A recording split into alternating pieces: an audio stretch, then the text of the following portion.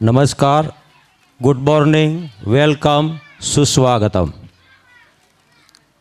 ગુરુ ભક્તિ શાળા પરિવાર તરફથી પધારેલા વડીલો, વાલી, માનવંતા મહેમાનો, શાળા પરિવારના શિક્ષકો અને વાલા ભૂલકાઓનું હું ગુરુ ભક્તિ શાળા પરિવાર તરફથી હૃદયપૂર્વક અભિવાદન કરું છું. સ્વાગત કરું છું, નમસ્કાર કરું છું. આપ સૌને જાજેરા રામ રામ. આજે મારે આપ સૌને જે વાત કરવાની છે, જો આપ એ સમજી જશો અને આપનું બાળક જો એ સમજી જશે તો આવનારા સમયમાં એનું ભાગ્ય બદલાઈ જશે. એવી આ વાત આપને હું કરવા જઈ રહ્યો છું. માટે સૌ ધ્યાન દઈને સાંભળજો. પ્રચંડ પુરુષાર્થ અને મહેનતનું ફળ શું આવે છે? આજ એક નાનકડી વાત આપને મારે કહેવી છે.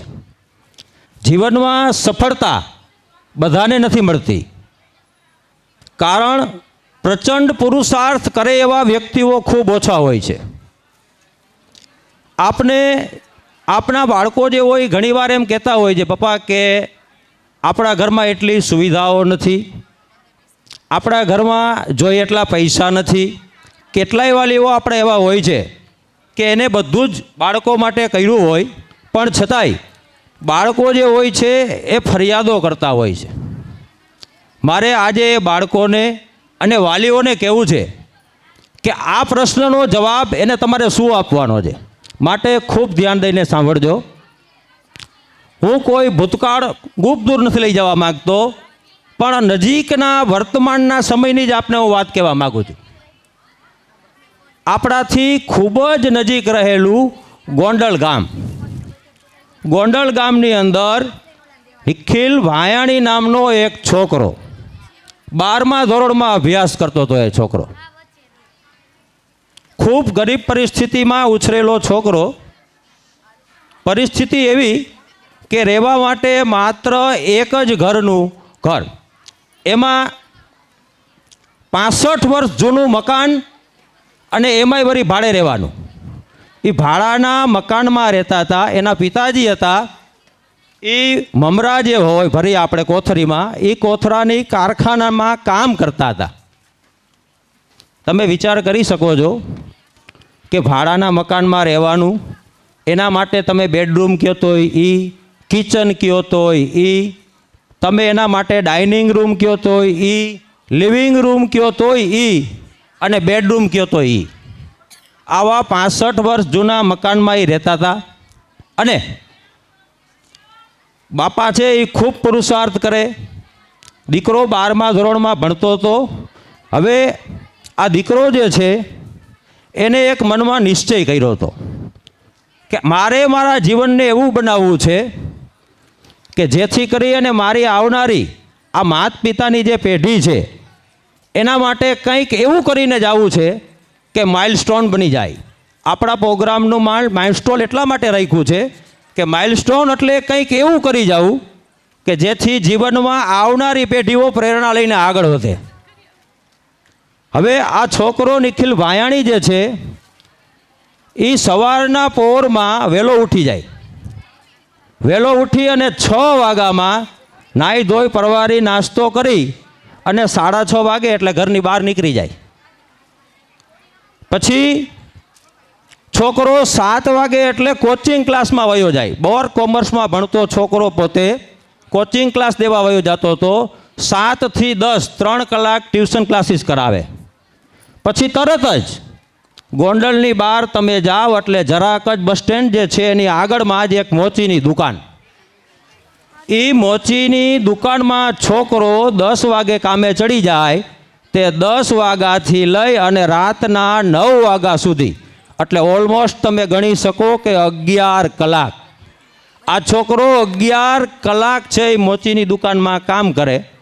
પછી ત્યાંથી છૂટે અને ઘરે આવે. હવે આ ઘરે આવેલો છોકરો કુલ કેટલી કલાક કામ કરીને ગયો તો કે સવારે 7 વાગે ઘરેથી નીકળો. ઘરે કેટલા વાગે પાછો આવ્યો? રાત્રે 9 વાગે. જો ગણતરી કરો ને તો કુલ 14 કલાકે છોકરાએ કામ કર્યું. કેટલી કલાક કામ કર્યું? 14 કલાક. હવે આપણે એની જગ્યાએ તમારી જાતને મૂકી દો અને વિચારો કે જો તમારે 14 કલાક કામ કરવાનું આવ્યું હોય તો ઘરે જઈ નાસ્તો પાણી કે જે કાંઈ કરવાનું હોય કરીને પછી તમે પહેલું કામ શું કરો? સૂઈ જવાનું. પણ આ છોકરો જે હતો ને ભાઈ, એ કાંઈક નોખી માટીનો હતો. એટલે એ છોકરો શું કરતો? જમી લઈએ, જમી લીધા પછી એ લાઇટ ચાલુ કરીને ત્યાં વાંચી ન શકે. શું કામ વાંચી ન શકે? તો કે મજબૂરી સાહેબ.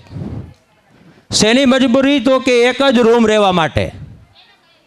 જો લાઇટ ચાલુ કરે તો મા બાપ રાતે હોઈ શકે નહીં. એટલે એ છોકરાએ શું કર્યું? એની બારીમાંથી એક સરસ મજાનું દોરડું બહાર કાઢ્યું અને સાહેબ રોડ ઉપર જ્યાં લાઇટનો પ્રકાશ પડતો હતો ત્યાં ઓછો પ્રકાશ ન પડે એટલે દોરડું બહાર કાઢીને છોકરો ત્યાં રાતે વાંચવાનું શરૂ કર્યું. પથ્થર હતો બાજુમાં જ, એક બાઈક વાંચડો પડ્યો હતો સાહેબ, અને એ આંકડા ઉપર છોકરો વાંચે. હવે આ છોકરો જે છે સાહેબ, એ રાતના 12:30-1 વાગ્યા સુધી આ પથ્થર ઉપર બેઠા બેઠા વાંચે રાખે. 12:30 એનું વાંચન પૂરું કરી અને પછી છોકરો છે એ પાછો સવારના નિત્યક્રમમાં લાગી જાય. છોકરો આવી રીતે કરતાં કરતાં કરતાં કરતાં સમયના વેણમાં હાલતો ગયો અને 12મું ધોરણ પસાર થઈ ગયું. સારા ટકા સાથે એ છોકરાએ પરીક્ષા પાસ કરી.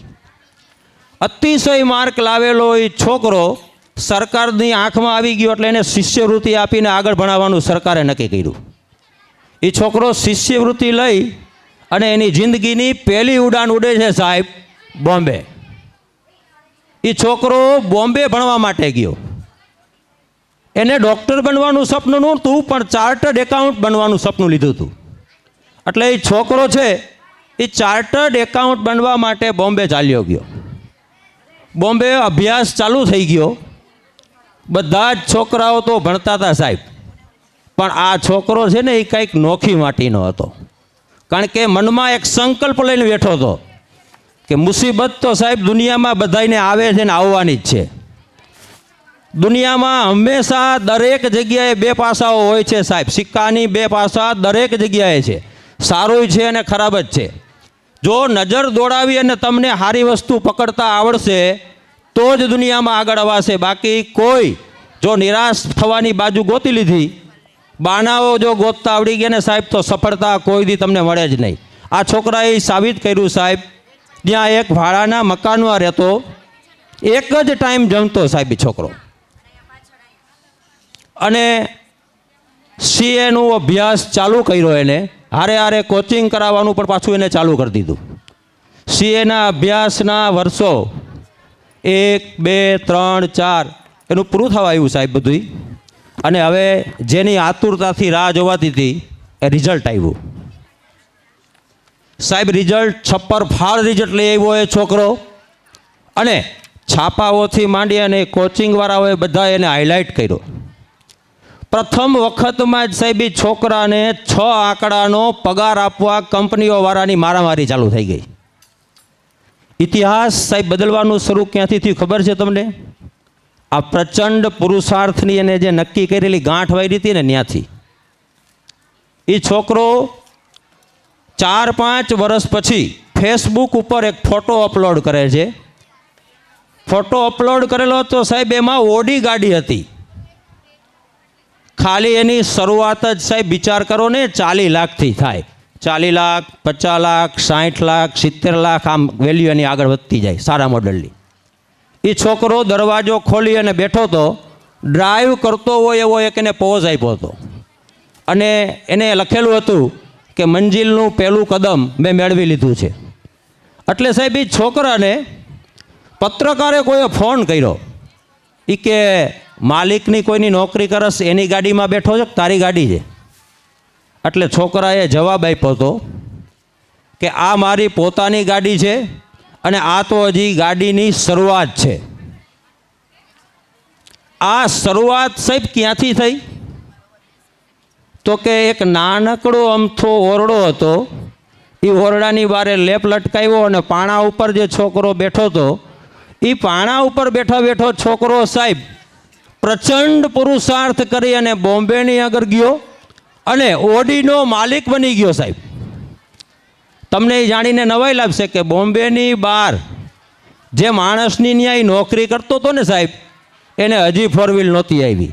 એ મોચી હજી ન્યા હતો અને મોચીની ન્યા કામ કરવાવાળો છોકરો એને નક્કી કરી બતાવ્યું સાહેબ કે મહેનત કરને વાલો કી કભી હાર નહીં હોતી, कुछ किए बिना कभी जय जयकार नहीं होती, મહેનત કરને વાલો કી કભી હાર નહીં હોતી.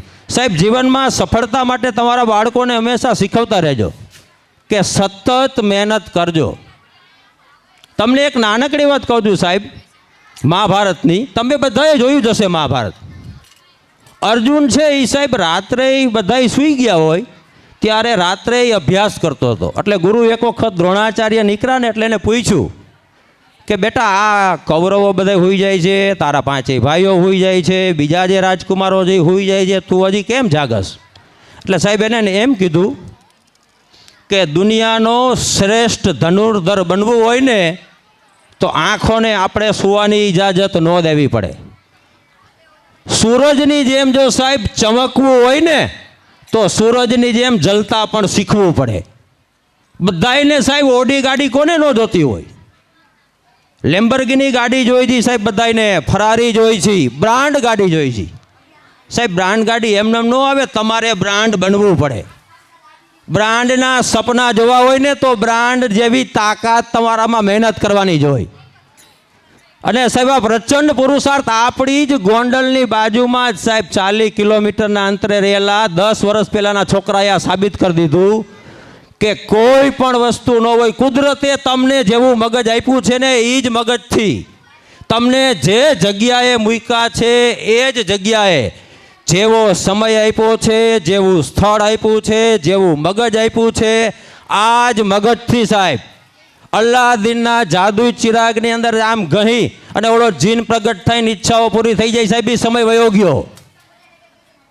અલ્લાદીનનો ચિરાગ કોઈ જગ્યાએ હોય ને સાહેબ તો એ મહેનતનો છે. મહેનતનો એક જ ચિરાગ એવો છે સાહેબ કે જો તમે એને ઘસવાનું ચાલુ કરો ને પછી એ એવા ચમત્કારો કરવાની શરૂઆત કરી દે સાહેબ કે તમે ધારણા પર ન કરી હોય. એટલે હંમેશા જીવનમાં સાહેબ યાદ રાખજો, એક ડિસિપ્લિન અને બીજું સખત મહેનત. આ 2 વસ્તુ તમારા બાળકો ન કરતા હોય તો શીખવજો. કારણ કે આગળ આવવા માટે આના સિવાય બીજો કોઈ વિકલ્પ નથી સાહેબ. શોર્ટકટથી દુનિયામાં કોઈ દી આગળ કોઈ આવ્યું નથી ને આવી શકાય નહીં. અને ખોટા રસ્તે જઈને જે આગળ આવ્યા છે ને સાહેબ એને પૂછજો કે જેલના હરિયા પાછળ જવામાં વારેય નથી લાગતી. સફળતા કોઈ દિવસ શોર્ટકટથી મળતી જ નથી સાહેબ. એના માટે તો અગાધ પરિશ્રમ કરવો પડે.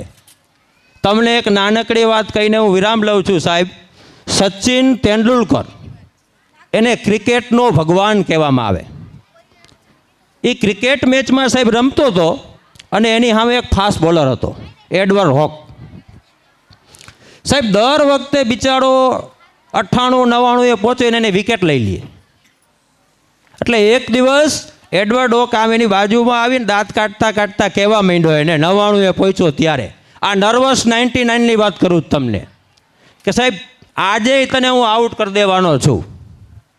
એટલે સાહેબ સચિન તેંડુલકરે એને એટલો જ જવાબ આપ્યો હતો કે જો આજ હું આઉટ થાઉં ને તો મારી જિંદગીનો આ છેલ્લો મેચ હશે.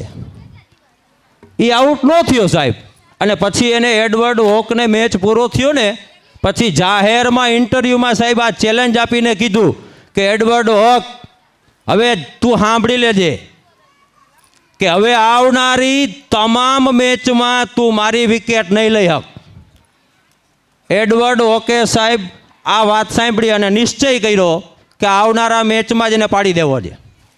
અને સચિન તેંડુલકરે સાહેબ રાત દિવસ નેટ પ્રેક્ટિસ ચાલુ કરી દીધી. શબ્દો બોલવાથી સાહેબ ચમત્કાર કોઈ દી થતા નથી હો, યાદ રાખજો.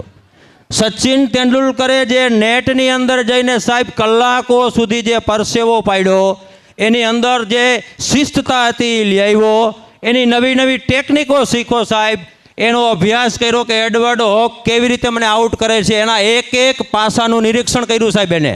અને પછી સાહેબ 45 વખત, પછી IPLનો મેચ હોય, વન ડેનો મેચ હોય, કે કોઈ પણ પ્રકારનો ટેસ્ટ મેચ હોય સાહેબ, સચિન તેંડુલકર અને એડવર્ડ હોક સાહેબ 45 વખત આમને સામને આવી ગયા હતા, પણ એક પણ વખત એડવર્ડ હોકની સાહેબ તાકાત નથી કે સચિન તેંડુલકરને આઉટ કરી બતાવે. સાહેબ આ જ વસ્તુ છે ને એ અલ્લાદીનનો જાદુઈ ચિરાગ. આ જ સાહેબ ઘસવાનો છે ને આનેથી જ ઉજ્જવળ થવાનું છે. આ નાના માણસો હોય ને સાહેબ એના માટે ઉજ્જવળ થવાના રસ્તા આ જ છે. જાતને ઘસી નાખો. જ્યારે સાહેબ બધાય હુતા હોય ને ત્યારે એક ખૂણે જ્યાં મહેનત ચાલુ હોય ને એને ચમત્કારો કર્યા છે. આરામ કરવો એ તો બધાયને ગમે છે સાહેબ. દુનિયાનો કોઈ પણ વ્યક્તિ આરામ કરતો હોય એને મજા જ આવે, પણ જેને આરામને છોડતા શીખવું છે ને એને ચમત્કારો કર્યા છે. એટલે હંમેશા બેટા યાદ રાખજો, નાના ભૂલકાઓ જે છે એને, કે વિદ્યાર્થી કાળ એટલે સુવર્ણ કાળ કહેવાય તમારો. તમારા મા બાપ જે તમારી પાછળ પૈસા ખર્ચે છે, સમય અને શક્તિ ખર્ચે છે, આટલી તમારીથી બનતી બધાય પ્રયત્ન કરે છે સાહેબ. એટલે એ છોકરાઓ પણ ખાસ યાદ રાખજો બેટા કે ભવિષ્ય ચમકાવવું હોય તો તમારે ખાસ મહેનત તો કરવી પડશે જ. મહેનત કર્યા વગર જીવનમાં કોઈ દિવસ કોઈને સફળતા મળતી નથી. સાહેબ નિલેશ સાહેબ કે અશોક સાહેબ તો બધાને થવું છે, નિલેશ કિમાણી બધાને થવું છે સાહેબ, ડૉક્ટરે બધાને થવું છે. પણ સાહેબ સવારના પોરમાં 6 વાગ્યાના ઉઠી અને સાંજના 5-5 વાગ્યા સુધી ત્યાં એક જ ધારા અને કેટલી વસ્તુઓનું સંચાલન કરવું એ એને જ ખબર હોય કેવી રીતે થતું હોય. મા બાપ સાહેબ સવારના પોરમાં ટિફિન લઈને વયા ગયા હોય બાપા, અને ઠેઠ સાંજે બિચારા સૂર્ય સાહેબ ઉગે ને ત્યારે ઉગતા સૂર્યને સલામ કરીને બાપ બિચારો વયો જાય છે, અને સાંજે જ્યારે સૂર્ય દાદા એના ઘરે જવા નીકળે ને ત્યારે પાછા આવે છે. સાહેબ એની આંખમાં એક જ સપનું હોય છે કે મારો દીકરો કંઈક બની જાય. એટલે બધાય બાળકો સાહેબ ખાસ ધ્યાન રાખજો કે આવા કોઈ મિત્રો તમારે જો હોય ને જો એના ભવિષ્ય આડે આવતા હોય તો મૂકી દેજો. આજે અહીંથી બધાને વાલીઓને ખાસ નમ્ર નિવેદન કરું છું અને બાળકોને કે ભવિષ્ય ચમકાવવા માટે જેની અંદર મહેનત કરવાની લગન હોય ને એવા જ મિત્રો બનાવજો સાહેબ. જે મહેનત કરવાથી બીતા હોય ને એને કાયર કહેવાય ને એવાને મિત્રો ન બનાવતા. કારણ કે સફળ સાહેબ એક જ વખત યાદ રાખજો કે જો તમે બાજી મારી લીધી તો જે બધા જ દરવાજા સાહેબ તમારા માટે બંધ થઈ ગયા હતા ને એ બધાય દરવાજાના રસ્તાઓ ક્યાંયથી રસ્તાઓ તમારા ઘરે આવશે સાહેબ. મોટી કંપનીઓવાળા આવવાનું ચાલુ થશે સાહેબ. આટલા પગાર આપીશ, આટલો પગાર આપીશ, તને લઈ જાવ આમ. સાહેબ આ બધાય માંડ શેને મળે છે? મહેનતને. એટલે ખાસ યાદ રાખજો બાળકો અને વાલીઓ પણ ખાસ મહેનત કરાવજો કે આજના ઇન્ટરનેટના યુગમાં સાહેબ સમય તો છે એ પાણીની જેમ વયો જવાનો છે, પણ સમયને જો સાહેબ ઉપયોગ કરતા ન આવડ્યો ને તો પછી આ રિઝલ્ટ હાથમાં લઈને તમે જે જાશો ને સાહેબ રમવામાં, ઠઠ્ઠા મસ્કરી કરવામાં, આનંદ લૂંટવામાં સમયને બરબાદ કરી નાખ્યો સાહેબ. અને પછી મહેનત વગરનું પરિણામ લઈને સાહેબ બજારમાં નીકળ્યા ને 10,000 કે 15,000ની નોકરીમાં કોઈ નહીં રાખે. આવા કેટલાય દાખલાઓ છે સાહેબ. તો જીવનમાંથી કંઈક શીખો, કારણ કે મહેનત એક જ એવી સાહેબ માસ્ટર કી છે કે દરેક પ્રશ્નના તાળા, દરેક જવાબ, કોઈ પણ પ્રશ્નનો હોય એને ખોલવાનું તાળા, કોઈ પણ તાળા ખોલવાની એક માસ્ટર કી હોય તો એ મહેનત છે. મારી વાણીને વિરામ આપું છું. અસ્તે મહાદેવ હર. જય સરસ્વતી માં. Thank you sir. આપ હંમેશા આપના શબ્દો દ્વારા કંઈક ને કંઈક શીખવી જાઓ છો, કંઈક પ્રેરણા આપી જાઓ છો. પછી એ શબ્દો સ્ટેજ પર માઇકમાં બોલાતા હોય કે સ્કૂલમાં કોઈ વિદ્યાર્થીને કંઈ સમજાવતા હોય, જો સાંભળનાર ધ્યાનથી સાંભળે અને સમજે તો કંઈક ને કંઈક શીખી જ લે છે. આપનો આભાર.